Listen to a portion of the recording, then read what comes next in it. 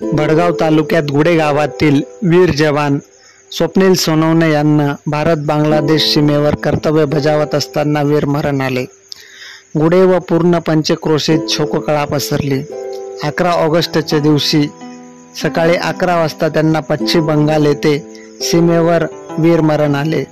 स्वप्नील सोनवणे हे आपल्या वडील आई वडिलांचे एकुलता एक मुलगा, सर्वांशी मन मिळावू असे व्यक्तिमत्व, पण नियतीला काही वेगळेच मंजूर होते.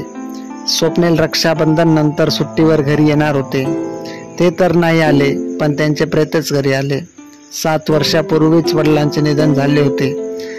घरातील एकटा कमावता पुरुष, 2 लहान लेकरांना सोडून त्यांचे बाबा अमर झाले.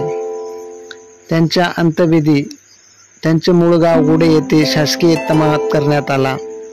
त्यांच्या पाठीमागे त्यांची आई, पत्नी आणि 2 लहान मुलं. ईश्वर त्यांच्या आत्म्यात चिर शांती देव आणि या परिवाराला या दुःखातनं सावरण्याची ईश्वर ताकद देव.